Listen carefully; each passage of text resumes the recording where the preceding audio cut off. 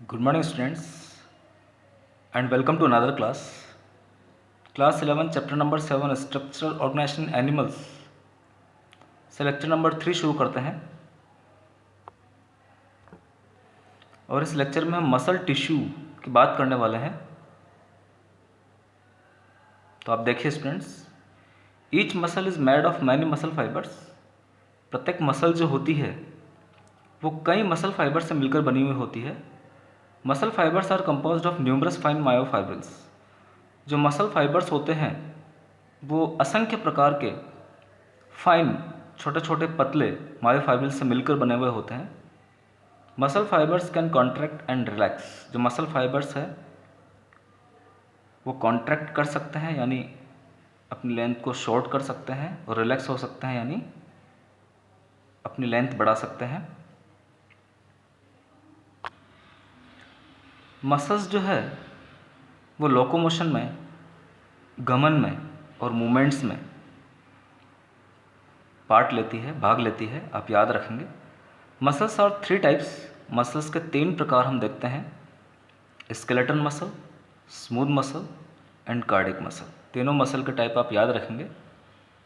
सबसे पहले हम स्केलेटन मसल की बात करते हैं। तो आप देखिए स्टूडेंट्स, इन स्केलेटन मसल्स को हम स्ट्राइटेड और वॉल्यूंटरी मसल के नाम से भी जानते हैं, क्योंकि इनके ऊपर स्ट्राइशंस मिलते हैं, धारियाँ मिलती है, और ये ऐच्छिक प्रकार की मसल्स होती है। They are attach to skeleton bones. ये स्केलेटन मसल्स शरीर में स्केलेटन बोन से अटैच पाई जाती है। इसका एग्जाम्पल आपको हो जाएगा biceps muscles. Striations are present in muscle fibres. Skeleton muscles के मसल फाइबर्स पर स्ट्राइशंस हमें देखने को मिलते हैं, धारियाँ हमें देखने को मिलती है। Muscle fibres are bundled together in a parallel fashion. जो मसल फाइबर्स होते हैं वो पैरेलल फैशन में एक साथ बंडल्ड पाए जाते हैं। इनके बंडल बने हुए होते हैं समानांतर क्रम में। A sheet of tough connective tissue, एक टफ कनेक्टिव टिश्यू की शीट जो है encloses several bundles of muscle fibres. Muscle fibres के कई बंडल्स को इनक्लोज किए हुए रहती है, ढके हुए रहती है। आगे हम स्मूथ मसल्स की बात करते हैं, जिन्हें हम नॉन स्ट्राइटेड और विसरल मसल्स के नाम से भी जानेंगे। ये इनवॉलेंट्री होती है, अनैच्छिक प्रकार की होती है और फ्यूजीफॉर्म होती है। फ्यूजीफॉर्म फाइबर्स रखती है, टेपर एट बोथ एंड्स, और इसके दोनों एंड जो होते हैं वो नुकीले पाए जाएंगे। फ्यूजीफॉर्म मतलब स्पिंडल शेप्ड भी आप बोल सकते हैं, जिनके दोनों एंड नुकीले पाए जाएंगे। नो स्ट्राइशंस, स्मूथ मसल्स में किसी भी प्रकार का स्ट्राइशंस नहीं मिलता है, धारियाँ नहीं मिलती है। Cell junction hold them together and they are bundle together in a connective tissue sheet. जो सेल जंक्शन होते हैं वो इनको आपस में एक साथ रखने का काम करेंगे। And they are bundle together in a connective tissue sheet, और साथ ही ये एक साथ एक कनेक्टिव टिश्यू की शीट के द्वारा पाए जाएंगे, बंडल किए हुए मिलेंगे, यानी इनके बंडल के ऊपर कनेक्टिव टिश्यू की एक शीट पाई जाएगी। They are seen in the wall of internal organ. ये स्मूथ मसल्स आपके इंटरनल ऑर्गन्स की वॉल्स पर हमें दिखाई देगी, दीवारों पर दिखाई देगी, जैसे कि ब्लड वेसल्स की दीवारों पर, स्टमक की दीवारों पर और इंटेस्टाइन की दीवारों पर ये पाई जाएगी। तो आप याद रखेंगे स्टूडेंट्स की स्मूथ मसल्स कहाँ कहाँ पर मिलेगी। तो स्टूडेंट्स देखिए, जो ए वाला डायग्राम है वो आपका स्केलेटन मसल या स्ट्रेटेड मसल्स का हो जाएगा। जो स्ट्राइशंस आपको इसमें नज़र आ रही है, धारियाँ नज़र आ रही है, इसके अलावा न्यूक्लियस भी आपको नज़र आ रहा है, जो कि मल्टी न्यूक्लिएटेड फैशन में आपको नज़र आ रहा है यहाँ पर आप देखेंगे। इसके साथ ही स्मूथ मसल्स का डायग्राम भी आपको व्यू में दिखाया हुआ है। इसके दोनों एंड जो होते हैं वो टेपर एंड होते हैं, नुकीले होते हैं। ये स्मूथ मसल्स फाइबर्स है। और तीसरे प्रकार कार्डिक मसल्स का दिखाया हुआ है, जो हम आगे पढ़ने वाले हैं। तो इस प्रकार से तीनों डायग्राम आप लोगों को अच्छे से बनाने हैं।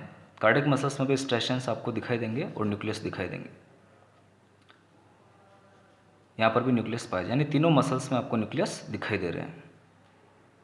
तो आगे हम देखते हैं स्टूडेंट्स, कार्डिक मसल भी इनवॉलेंट्री मसल्स होती है, अनैच्छिक मसल्स होती है, जो कि हार्ट में हमें दिखाई देगी। Cell junctions fuse the plasma membranes of cardiac muscle. जो सेल जंक्शंस होते हैं वो कार्डिक मसल्स की प्लाज्मा मेम्ब्रेन को आपस में फ्यूज रखते हैं and make them stick together, उनको साथ साथ चिपकाए हुए रखते हैं। सेल जंक्शंस हम पहले पढ़ चुके हैं स्टूडेंट्स, टाइट जंक्शंस, एडेरेंस जंक्शंस। तो ये सारे जंक्शंस जो है ये कार्डिक मसल्स को आपस में स्टिक टुगेदर करेंगे। Communication junctions intercalated disc at some fusion points allow cells to contract as a unit. Communication junctions जिन्हें हम इंटरकलेटेड डिस्क के रूप में देखते हैं, जानते हैं, कुछ फ्यूजन पॉइंट्स पर ये हमें दिखाई देंगे और ये अलाउ करते हैं सेल्स को कॉन्ट्रैक्ट करने के लिए एक यूनिट में। सारी की सारी सेल्स एक यूनिट के रूप में या इकाई के रूप में कॉन्ट्रैक्ट हो जाएगी। That is when one cell receives a signal to contract other cells also contract, यानी एक सेल को जब कॉन्ट्रैक्शन करने का सिग्नल मिलेगा तो दूसरी सेल भी कॉन्ट्रैक्ट हो जाएगी। इसे ही हम बोलते हैं कॉन्ट्रैक्ट एज ए यूनिट। तो आप याद रखेंगे students, intercalated disc cardiac muscles में आपको दिखाई दे रही है, जो कि एक प्रकार का कम्युनिकेशन जंक्शन का एग्जाम्पल है। आगे हम न्यूरल टिश्यू की बात करते हैं। न्यूरल टिश्यू भी आप 9th क्लास में भी पढ़ चुके हैं। Made up of neurons, unit of neural system. Neurons से मिलकर बने हुए होते हैं न्यूरल टिश्यू, जो कि न्यूरल सिस्टम की इकाई है, responsible for control and coordination of the body. Neural tissue हमारी बॉडी के कंट्रोल और कोऑर्डिनेशन का काम करता है। Neurons are excitable cells. Neurons जो होती है वो उत्तेजित होने वाली कोशिकाएं होती है। दे कैरी इम्पल्सेज, और ये आवेगों को ले जाने का काम करती है। Neurons are protected and supported by neuroglial cells. याद रखेंगे, न्यूरॉन्स जो है वो प्रोटेक्ट रहते हैं, सपोर्टेड रहते हैं न्यूरोग्लियल सेल्स के द्वारा।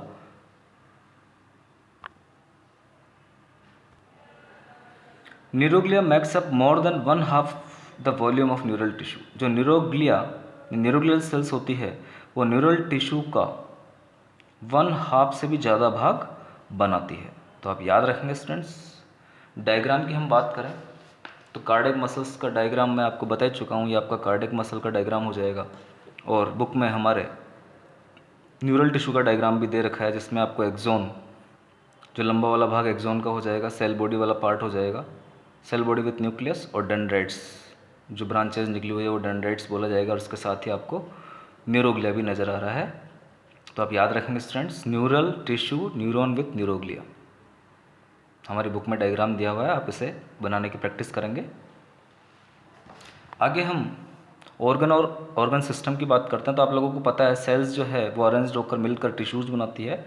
बहुत सारे टिश्यूज़ मिलकर ऑर्गन्स बनाते हैं और ऑर्गन से ऑर्गन सिस्टम्स का निर्माण होता है।